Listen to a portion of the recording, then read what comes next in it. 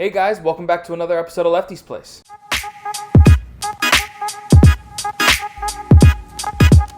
Yes, I am finally back to give you guys some Miami Heat content. Super happy to finally be, putting out this video. It's been a little bit since I've been putting out videos consistently, mainly because of the new podcast that I've been, working on and working for. Which you guys should check out. If you guys are soccer fans, you should definitely check out my podcast for GSMC Podcast Network. I have the link in the description if you guys want to check that out. But now let's get right into this video. And with the playoffs now underway, yes, it feels so good. It's been literally over a year and a few months since the last time we've tasted playoff basketball. And it just feels so good. The intensity, just like how everything matters. It's like, there's nothing like NBA playoffs. And this year is going to be a historic one with it being in the bubble in Orlando and, pretty much no home court being a factor. I mean, I know the NBA tries with, the screens around the arena and all that, but it's definitely going to be different. And it'll be interesting to see how these players perform. I actually just finished seeing Donovan Mitchell put up 57 points against the Denver Nuggets in a loss. So the talent is obviously still going to be showing up big time. But we're here to talk about the Miami Heat and specifically the top storylines for the Miami Heat this heading into the playoffs. Some are going to be negative, some are going to be positives. But like you guys know with me, I love to leave it off on a good note. So I'm going to start off with the negative ones, and we're going to work our way into the positives. And to start, and these are in no particular order of importance. It's just these are the 5 storylines I thought would be best to talk about. And first, I'm going to be talking about Kendrick Nunn's struggles in the bubble. It's been already discussed plenty by analysts and local media that Kendrick Nunn just looks lost out there when he's playing. Just does not look the same.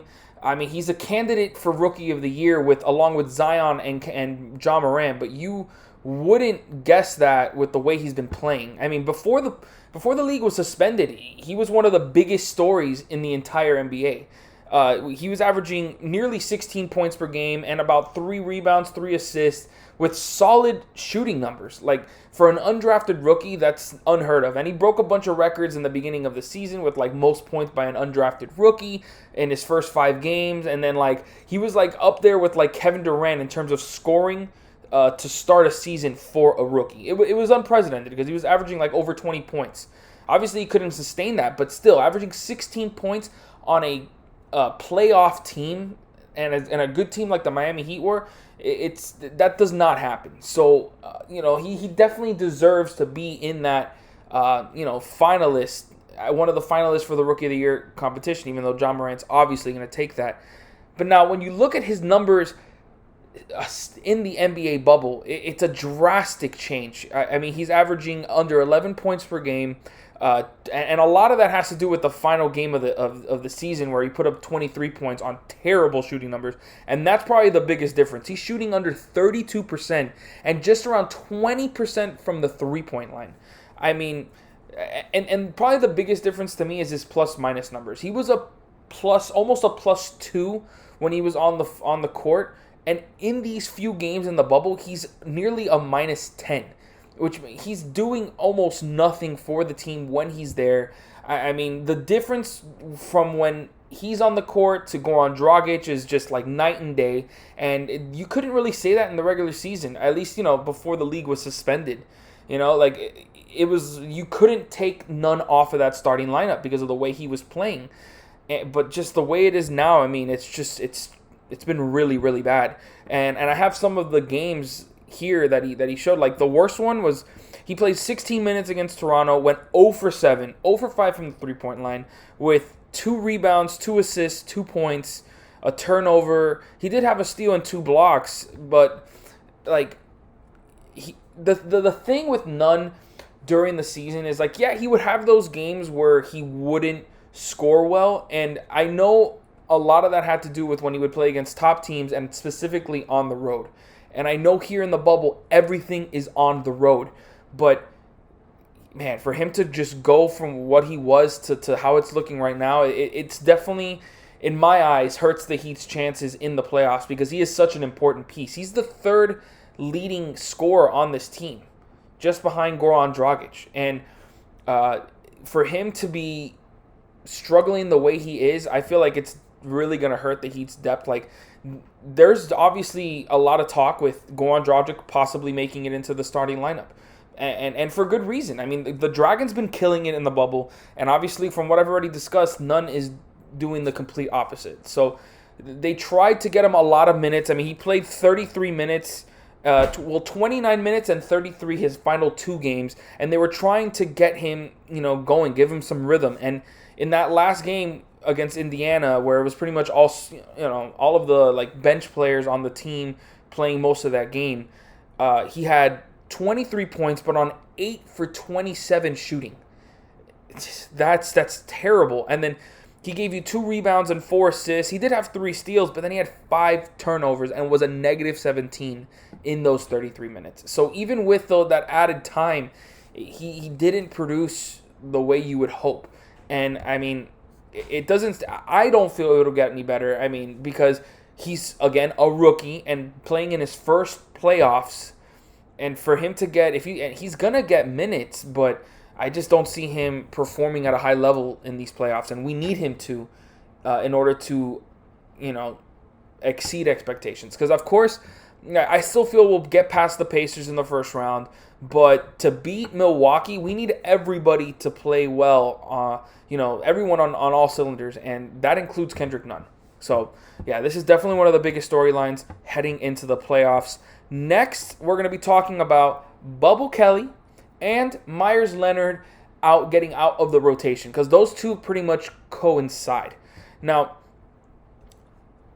you guys already know, I've said it so many times in the show, Bubble Kelly, he was absolutely killing it to start in like those first 4 games of the NBA bubble, and even since February, he's been the numbers have been ridiculous. Like, he was shooting like nearly 50% from the 3-point line since February. That's ridiculous, and he that he has that because he's a sharpshooting big man and gives you that playmaking that the Heat sorely need, with not a lot of because they have Jimmy Butler, they got Dragic, and of course now Iggy is looking like a solid secondary playmaker. But to have and of course Bam, how can I forget Bam? But having just another guy like that can who makes hard cuts, when he gets the ball, he knows how to make that extra pass, doesn't have to hesitate. It's huge. And with the way he was playing, it was kind of no surprise that he replaced Myers Leonard. I mean, it was a surprise to me at first, but that's because I wasn't really thinking about it. Myers Leonard did not look himself in those few scrimmage games that we had. He was looking lethargic, super slow. It looks like that injury that he had before the suspension really held him back, and that really hurts because when Leonard was in that starting lineup alongside Bam in the front court, that the team was playing on another level. I mean, they had the record with him in the team compared to him out was, I'll put it right here, but it was obviously a big difference. So it was just common for Heat fans alike to think, okay, we're gonna get Myers Leonard back. He's gonna go in the starting lineup, and we're gonna be balling just like we did. And that wasn't the case. They put Jay Crowder in the starting lineup, and Kelly Olynyk took those backup minutes that you kind of expected Myers Leonard to take in that spot. And I can't blame Eric Spoelstra, because in those few games that you saw Myers Leonard, he looked terrible. I mean, he looks slow. He doesn't look like he's paying attention on defense, and I feel like that's a huge blow for the Heat, because like I've already said with Kendrick Nunn, to beat a top team like the Toronto Raptors, Boston Celtics, and Milwaukee Bucks, you need all your players playing at a top level, at the level that we saw him playing in the regular season, and it doesn't look like we're going to be getting that. Now, going back to Bubble Kelly, like, there was obviously some really great positives, and when he replaced Myers Leonard, I was a little bit concerned because I don't feel like he gives us as much defensively. But when you consider what he was doing for us offensively, I mean, it countered it. And you look at these numbers, the first 4 games in the bubble, he was averaging 16 points per game, 5 rebounds, just under 4 assists, with over a steal and just under a block per game. He was doing it all and shooting 40% from the three-point line. I mean, Kelly O was absolutely killing it. However, the last 4 games of the season in the bubble, like, he looked completely different. And that's got me pretty scared because if neither of these guys, Myers Leonard or Kelly O, are playing, well and contributing to the team, that we lose a lot of depth in the front court. I mean, it would kind of force Erik Spoelstra to use a guy like Chris Silva, who obviously gives you a lot of energy, but he's super inexperienced and has no playoff experience. Obviously that's what inexperience means, but it's just, we need these 2 guys to be playing well, because you can't expect Bam to play 40 plus minutes in the playoffs and be consistently good through those 40 minutes, because he's gonna get tired. But yeah, it's gonna be that to me is gonna be one of the biggest storylines going into these playoffs. Bubble Kelly needs to show up. And Myers Leonard, in those minutes he's got to prove to Erik Spoelstra and the coaching staff that he can contribute to this team. One of the things I liked the most about him was the fact that he was so vocal on defense. I didn't see that. And he looked hesitant on his 3-point shots. And the ones that he did take looked terrible. So, yeah, that's the second storyline. And hopefully those 2 can figure it out as we head into the playoffs. Now, we're going to be talking about, now we're getting into the positives, guys. Because we got more, obviously I'm going to have more positives than negatives, of course. So next we're going to be talking about Iguodala and Jay Crowder's fit in the rotation. Now, this was the big, the only trade that we made mid-season, sending Justice Winslow to the Grizzlies along with obviously Dion Waiters and James Johnson, and we got back Iguodala, Solomon Hill, and Jay Crowder. Now, obviously the biggest headline in that trade was Iguodala at the time. But when I saw Jay Crowder in that trade as well, I was like, okay, that's a really solid piece as well. Like, we got those 2 players that can easily fit in the rotation, and for Justice Winslow, who wasn't really doing anything for us. And while Iguodala, it kind of took him a little while to get his legs under him because he hadn't played all season with the Grizzlies, deciding to sit out and look, to play for a contender. Crowder, from the minute he joined the team, he made an instant impact. I mean, it's literally night and day from what he was doing with the Grizzlies to what he was doing with us. I mean, just look at his. All I got to do is say his shooting numbers, because it's not like he wasn't getting minutes. He started all 45 games that he played for them. He was shooting under 37% from the field and under 30% from 3. That's absolutely terrible. And the fact that he was starting shows that the Grizzlies didn't really have any options. Now, when he joined us, I mean, the minutes were down because obviously he was coming off the bench. He wasn't starting for us. But he was averaging more points. He was a little less in the rebounds and assist department because he wasn't asked to do as much. He was pretty much just, a spot-up shooter who can play defense. And that's exactly what he brought to us. And then when you look at these, he started shooting 48% from the field and over 44% from 3. By far a career high for him. I mean, obviously that's just in a 20-game span. So it's nothing, to go, this is now one of the best shooters in the world. Obviously not. Like, he needs to prove it for a longer stretch. And he's still doing it in the bubble. So these 2 guys, I mean, and the thing is, talking about Crowder, obviously, like, his fit was seamless. It was, like, meant to be. We needed him in there. And so it makes sense that Erik Spoelstra puts him into that starting lineup, making it literally everybody on that lineup can switch. Obviously you got Duncan Robinson, who's now probably the worst. No, because you got it all depends. Like, if Nunn is in there or Dragic, I mean, those 2 are not good plus defenders. So them and Robinson are obviously, the weaknesses in that lineup.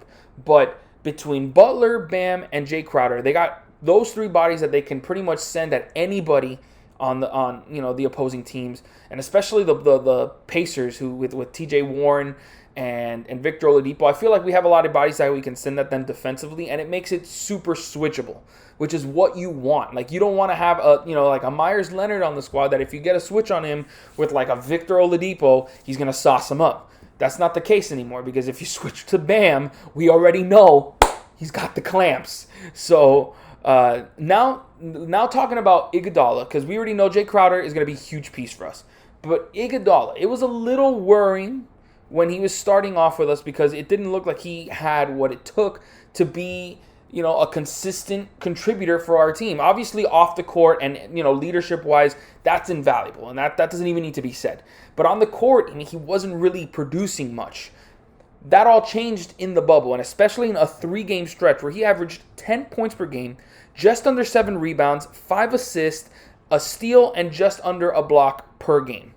And that's on 50% shooting. So, Iguodala was huge for us in these in the bubble, and showed that if if Dragic or Butler are not in the game, or even Bam, you have Iguodala who can set up teammates and just slow the game down and pick out the right spots. So that was absolutely huge for us with Iguodala, and I feel like he's going to be. We knew that his impact was going to be coming on, obviously his experience, but especially on defense. And I'm just super excited to see what these two guys can do for us, and I feel like they're huge pieces to any kind of run that we make in these playoffs. Now, next, these are the exciting ones, guys. These are the exciting ones. The next one I'm going to be talking about, Bam Adebayo being the youngest player to average 15 points, 10 rebounds, second youngest player to average 15 points, 10 rebounds, and 5 assists in a season. The youngest being Oscar Robertson. To be in any kind of list with a legend like Oscar Robertson is huge, and it just goes to show the kind of trajectory that Bam Adebayo is on his way to being. He's gonna be a superstar in this league, and if he isn't already, and it's just so exciting to see him grow in front of our very eyes. Because from his rookie season, he was just considered like a pick and roll big that can that was really athletic and can get dunks and rebounds, to now being like the focal point of our offense with his unbelievable playmaking, and then his switchability on defense, which is to me the most valuable thing that he gives to us on the team. Now, Bam Adebayo, I feel, is the most important part of our playoff success. I know Jimmy Butler is obviously our top player, but in terms of importance, I feel like Bam Adebayo just does so much more for us in terms of being having to be reliable for us on defense and being one of our better playmakers, if not, to me, our best playmaker. Like, if he gets the ball more, don't be surprised if you see him averaging close to 7 assists next season, kind of like, and challenging Jokic for the top assist center in the league. Overall, Bam, and honestly, if you put his defensive numbers along with the 15, 10, and 5, I wouldn't be surprised if he was the only one or the youngest one to put up those kind of numbers, because he averaged like 1.3 blocks and 1.2 steals, which just goes to show like his all-around game. And this is actually going to be, because he also doesn't have a lot of playoff experience. He has been a bench player for the Heat, in a few playoff runs. But in terms of being the focal point, this is going to be his first showing in the playoffs. And it's going to be really interesting to see if he can answer the call and help the Heat make a big run in these playoffs. I'm really excited to see it. And I wouldn't be surprised if he actually has a couple, big time games. Like, just don't be surprised if you see some 20 plus points, 15 plus rebounds, and 5 plus assist games. Don't be surprised. I'm telling you right now. Now, last and probably my favorite storyline heading into the playoffs. If you guys cannot guess it, you have not been watching the Heat in this bubble. And it is Tyler Hero's rise to stardom. I mean, he's not there yet, but like he's getting there. And if you did not see these the highlights of him in the NBA bubble, I suggest you do that after this video, of course. But like for his numbers in the season, during the season, he was averaging just under 13 points, 4 rebounds, just under 2 assists, and on 39% 3-point field goal percentage. No, that sounded wrong, but whatever. Either way, so those numbers were solid. I mean, he might make an all-rookie. Actually, he's probably going to make a rookie team, maybe the rookie second team, but nothing to go home and be like, oh, but he had, the thing is, like, those numbers don't really do it justice. Even though 13 points for a 19-year-old rookie is impressive, they're not numbers to go home and be like, oh, we got the next superstar. But it's those little moments that he had throughout the season, and actually they were anything but little. I mean, like that clutch shot that he hit against, or clutch shots he hit against the Chicago Bulls, and that ridiculous step back against the 76ers. I mean, he's already shown the confidence of an all-star, and it's just going to continue from here on in. And he showed it in the bubble, and specifically in the last 5 games of the NBA regular season. He averaged 21.6 points per game, 5 rebounds, just 4.5 assists, and on 53% shooting and 38% from the three-point line. I mean, absolutely unbelievable. And probably the biggest improvements to me are his ability to play make and find open teammates. He made a few mistakes, like trying to read the defense, but that comes, with experience. And don't be surprised if you see him playing a lot of point guard in the playoffs for the Miami Heat, because when he did that in the bubble, or in those seeding games, he showed up, and I guarantee you Spoelstra saw that, and well, obviously Spoelstra saw that, and he sees the potential there. He knows what he has in Tyler Hero, and he's definitely not just a shooter, guys. I mean, Tyler Hero is big time, big time. So that's going to do it for my video. Those are the top storylines for the Miami Heat heading into the playoffs. If you guys liked the video, please hit the like button. Also, make sure to subscribe for any future videos. And I'll catch you guys next time. Have a great day.